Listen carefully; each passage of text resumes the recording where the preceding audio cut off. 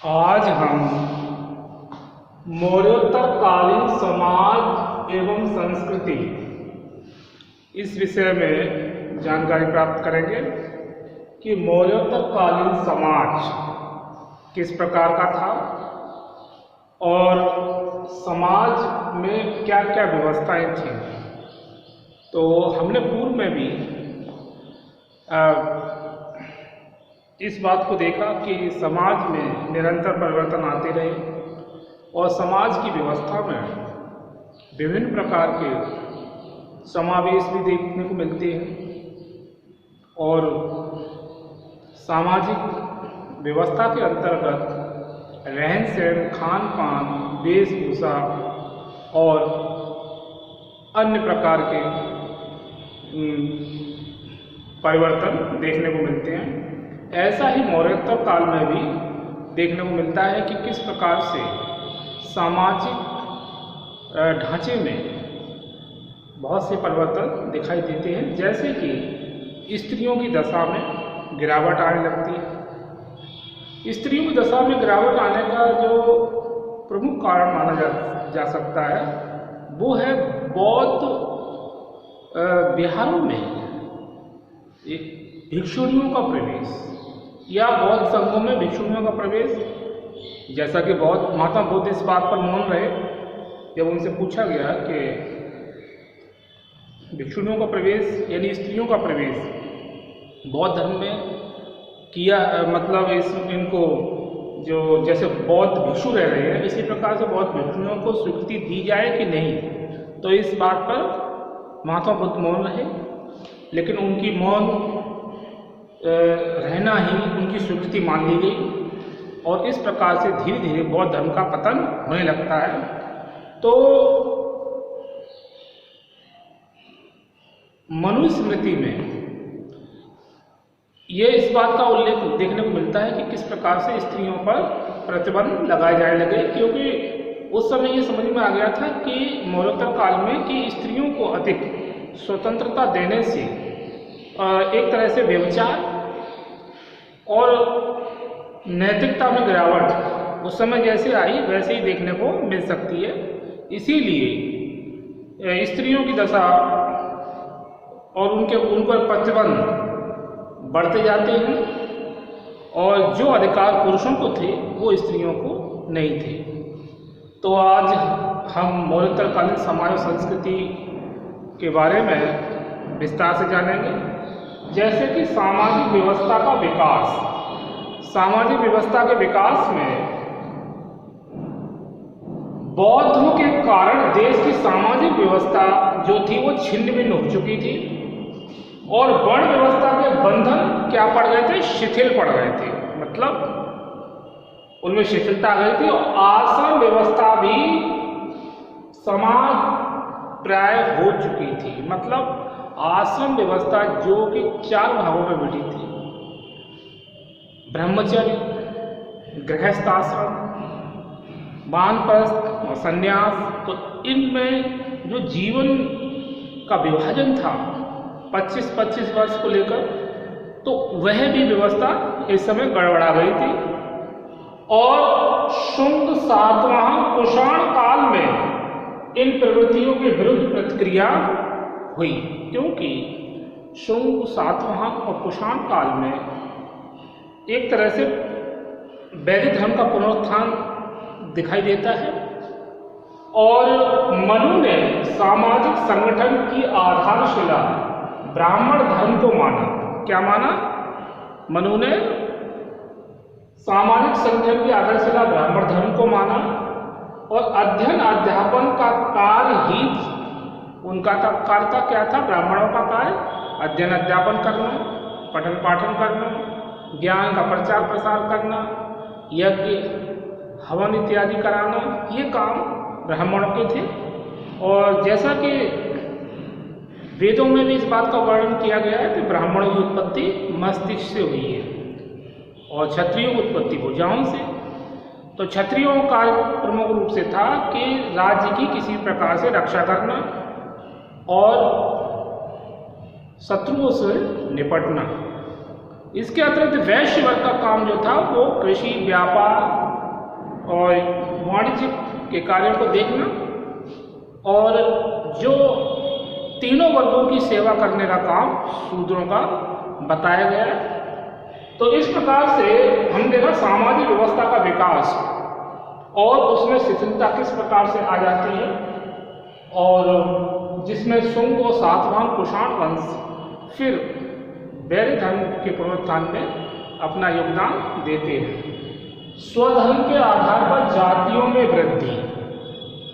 स्वधर्म मतलब अपना धर्म। तो मौर्योत्तर काल में स्वधर्म के पर विशेष बल दिया जाने लगा, क्योंकि इस बात को महत्व दिया गया कि मनुष्य अपने जो नैतिक कर्तव्य हैं, जो उसके लिए बहुत अति आवश्यक है समाज की गति को सही बनाए रखने में, और किस प्रकार से वह अपने उत्तरदायित्वों का पालन करे और अपना जो स्वधर्म है उसका पालन करे। क्योंकि हर मनुष्य जो इस संसार में समाज में रहता है उसका अपना एक धर्म होता है जिसको स्वधर्म कहते हैं, और उसका पालन करना उसके लिए विशेष रूप से जरूरी भी होता है। और जब मनुष्य इस स्वधर्म से विचलित हो जाता है या रास्ते से हट जाता है तो उसका पतन होना निश्चित है। और इसी बात पर मौर्योत्तर काल में बल दिया जाने लगा कि सभी जो भी किसी भी धर्म से संबंध रखते हैं, पर मनुष्य को अपना एक धर्म होता है जिसको स्वधर्म कहते हैं, उसका पालन करना चाहिए, जिससे कि समाज में नैतिकता और अच्छाई बनी रहे और लोग एक दूसरे के प्रति अच्छी भावनाएं रखें। स्वधर्म के आधार पर जातियों में वृद्धि। भारत के प्राचीन आचार्यों ने स्वधर्म के सिद्धांत पर जोर दिया। प्रत्येक मनुष्य को स्वधर्म का पालन करना चाहिए, इस बात पर बल दिया गया। फिर है सामाजिक व्यवहार में लचीलापन। तो मौर्योत्तरकालीन जो समाज था वो व्यवहार में कैसा था? लचीला था, क्योंकि हमारी संस्कृति और समाज की विशेषता रही है कि सदैव हमारे ऊपर आक्रमणकारियों ने आक्रमण किए। कुछ यहाँ लूटपाट करके वापस चले गए, कुछ यहीं बस गए। बहुत सारी जातियाँ आई, हूण, कुषाण, पल्लव, तो वो यहीं पे अपना एक दूसरे से मिलजुल गई। और ये भी विवाद बना रहता है इतिहासकारों में कि आर्य कहाँ के निवासी थे और भारतीय मूल निवासी कहाँ के। तो इस प्रकार हमारी संस्कृति और समाज इतना लचीला है कि बाहर से आने वाली जातियों को अपने अंदर ही उन्होंने समा लिया और अपना प्रभाव उन पर छोड़ा और उनकी बहुत सारी बातों को अपनाया। तो इस प्रकार से इस युग में अंतर जातीय एवं बढ़ोत्तर विवाह प्रचलित थे। मतलब एक जाति का पुरुष दूसरी जाति की कन्या से विवाह कर सकता था। इस समय मौर्योत्तर काल में प्रचलन था। ब्राह्मणों व शूद्रों में भी परंपराएं विवाह प्रचलित थे। अनुलोम और प्रतिलोम विवाह भी होते थे। मतलब प्रतिलोम हुआ जैसे कि निम्न वर्ण का पुरुष उच्च वर्ण की कन्या से विवाह करना। तो लेकिन ये बहुतायत में ऐसे उदाहरण कम मिलते हैं, लेकिन अनुलोम प्रतिलोम और अंतर जाति विवाह इस समय प्रचलित थे। तो ये सामाजिक व्यवहार का लचीलापन एक स्वरूप प्रस्तुत होता है कि किस प्रकार से विवाह करने की जो परंपरा थी उसमें भी बहुत सारा एक लोगों को छूट मिली हुई थी। और इसके बाद हम देखते हैं स्त्रियों की स्थिति। तो स्त्रियों की स्थिति जैसे कि वैदिक काल के पश्चात धीरे धीरे दशा में गिरावट आने लगती है और स्त्रियों को कुछ वो सम्मान नहीं रहता है जो पहले था और स्त्रियों की स्वतंत्रता पे भी अंकुश लगाया जाने लगता है। लेकिन फिर भी स्त्रियां पुरुषों की भांति अध्ययन अध्यापन करती थी और बहुत सी स्त्रियां ऐसी हुई हैं जिन्होंने बहुत सारे साहित्य रचना में अपनी रुचि दिखाई है। तो अच्छी स्त्री, कुछ इतिहासकार तो मानते हैं कि स्थिति अच्छी थी, लेकिन समाज में दशा में गिरावट आ चुकी थी।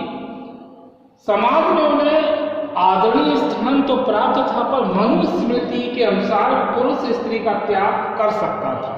तो मनुस्मृति के अनुसार क्या है, स्त्री यदि पुरुष चाहे तो स्त्री का त्याग कर सकता है, और ये पुरुष को अधिकार दिए गए थे इस मौलिकता काल में।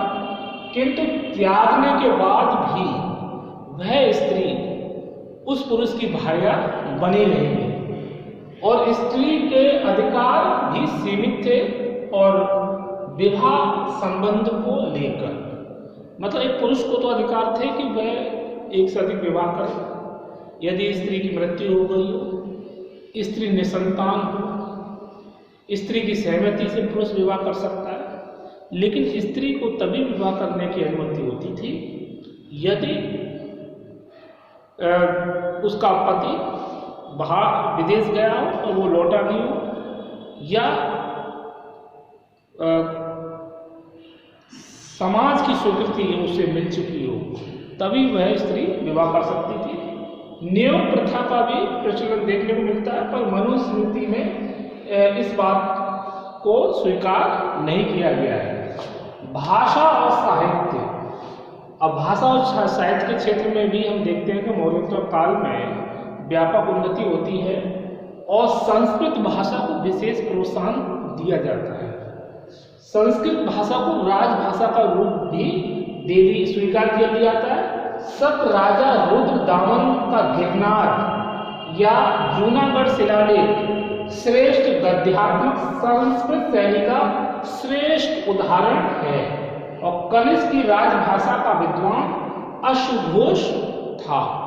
तो अश्वघोष एक बहुत बड़ा विद्वान, उसने बुद्ध चरित्र और सौंदर्यानंद काव्य की रचना की। नागार्जुन का प्रसिद्ध दार्शनिक ग्रंथ सुहेल खां इस बात का प्रमाण है कि उस समय भाषा और साहित्य का पर्याप्त विकास हो चुका था। और अन्य में देखें तो मृच्छकटिकम, याज्ञवल्क्य स्मृति भी इस समय की प्रसिद्ध रचनाएं हैं। तो इस समय हम देखते हैं कि शक क्षत्रपों और नरेशों ने संस्कृत भाषा को प्रोत्साहित किया था। तो भाषा और साहित्य की दृष्टि से मौर्योत्तर काल एक अच्छा समय माना जा सकता है। वैदिक धर्म का उत्थान, तो वैदिक धर्म का उत्थान तो पहले भी हुआ, लेकिन मौर्योत्तर काल में वैदिक धर्म का उत्थान जो हुआ, मौर्योत्तर काल की महत्वपूर्ण घटना बौद्ध धर्म का ह्रास और सनातन वैदिक धर्म का पुनरुत्थान है। इस काल में जिस वैदिक धर्म का उत्थान हुआ वह प्राचीन वैदिक धर्म से भिन्न था, यानी अलग था। पौराणिक धर्म की दो प्रधान शाखाएं थी, एक थी भागवत और दूसरी थी शैव। तो भागवत के जो भागवत में विश्वास रखने वाले विष्णु की उपासना करते थे और शैव के शिव के उपासक थे। दक्षिण भारत में इस प्रकार के शैव धर्मावलंबी देखने को मिलते हैं। तो इस प्रकार वैदिक धर्म का उत्थान होता है और पुनः जो हिंदू और वैदिक धर्म का जो गौरव जो बीच में कुछ कम हो गया था, उसे पुनः अपनी एक तरह से प्रसिद्धि प्राप्त होती है। तो वैदिक धर्म का उत्थान। इसके बाद देखते हैं मौर्योत्तर काल में कला और स्थापत्य। तो कला और स्थापत्य में अगर देखें तो स्तूप जो कि बौद्ध धर्म से संबंध रखता है, और गुहा मंदिर। तो स्तूप में भरत का स्तूप अशोक ने करवाया था, और बोध गया के स्तूप के चारों का जंगला भी शुंग काल में ही बना है। उस पर अहिछत्र के राजा इंद्रमित्र और मथुरा के राजा ब्रह्ममित्र की रानियों के नाम उत्कीर्ण हैं। सांची के स्तूप के अधिकांश अंश इसी काल में बने हैं। सांची के स्तूप के अधिकांश अंश इसी काल में बनाए गए हैं। और सांची का स्तूप भी अपने आप में विशेष प्रसिद्ध है और ऐसा बताया जाता है कि वहाँ महात्मा बुद्ध का कोई दांत रखा हुआ है और जो कि मध्य प्रदेश में स्थित है, भोपाल के निकट। सातवाहन के समय में स्तूपों का निर्माण कार्य हुआ था। तो स्तूप कला जो कि बौद्ध धर्म का जब विस्तार होता है और तो विभिन्न प्रकार के स्तूप बनाए जाते हैं, जिसमें सांची का स्तूप, भारत का स्तूप और बोध गया में बनाए गए स्तूप अपनी स्थापत्य कला की दृष्टि से श्रेष्ठ उदाहरण है। और यह हमने देखा कि शुंग काल में ही बना था। उस पर अहि क्षेत्र के राजा इंद्रमित्र और मथुरा के राजा ब्रह्ममित्र की रानियों के नाम उत्कीर्ण देखने को मिलते हैं। इसके बाद गुहा मंदिर। गुहा मंदिर से तात्पर्य है कि गुफाओं को काट कर बनाए गए मंदिर। तो गुहा मंदिर में चट्टानों को काटकर गुफाएं बनाने की कला का प्रारंभ अशोक के युग में ही हो चुका था। ठीक है, चट्टानों को काटकर गुफाएं बनाने की कला का विकास किस समय? अशोक के काल में हो चुका था। महाराष्ट्र के गुहा मंदिर को लैंड, मतलब महाराष्ट्र में जो गुहा मंदिर है उनको लैंड और उड़ीसा में गुम्फा कहते हैं। गुहा मंदिर में, जैसे महाराष्ट्र में गुहा मंदिर को लैंड और उड़ीसा में गुम्फा कहते हैं। इसके बाद महाराष्ट्र के गुहा मंदिर अधिकतर बौद्ध चैत्य, क्या है? बौद्ध चैत्य। और महाराष्ट्र के गुहा चैत्यों में भाजा का चैत्य, मतलब महाराष्ट्र में जो चैत्य है उसमें जो प्रमुख है वो भाजा का चैत्य सबसे पुराना चैत्य है। यह एक विशाल कक्ष है। क्या है? विशाल कक्ष, कमरे के रूप में। और कार्ले का गुहा चैत्य भारत का विशालतम गुहा मंदिर है। और कार्ले का चैत्य जो है भारत का एक विशालतम गुहा चैत्य, यानी गुफाओं को काट कर जो बनाए गए मंदिर वो उन्हें गुहा मंदिर कहते हैं। और जिसमें हम अजंता की गुफाओं को भी इसके श्रेणी में देख सकते हैं कि जो कि महाराष्ट्र में है और जो अपनी अलग ही एक प्रसिद्धि रखती है। तो इस प्रकार मौर्योत्तर काल में हमें गुहा मंदिर और स्तूपों के बड़े पैमाने पर निर्माण कार्य को देखने को मिलते हैं। तो आज हमने इस वीडियो में मौर्योत्तर कालीन समाज और एवं संस्कृति, जिसमें हमने सामाजिक व्यवस्था का विकास, स्वधर्म के आधार पर जातियों में वृद्धि, सामाजिक व्यवहार में लचीलापन और स्त्रियों की स्थिति, भाषा और साहित्य, वैदिक धर्म का उत्थान, कला और स्थापत्य, जिसमें हमने स्तूप और गुहा मंदिर के बारे में जाना। अभी इसी क्रम में हम नेक्स्ट वीडियो में कला और स्थापत्य के बारे में और अधिक विस्तार से जानकारी प्राप्त करेंगे। इस वीडियो में आज इतना ही। ओके।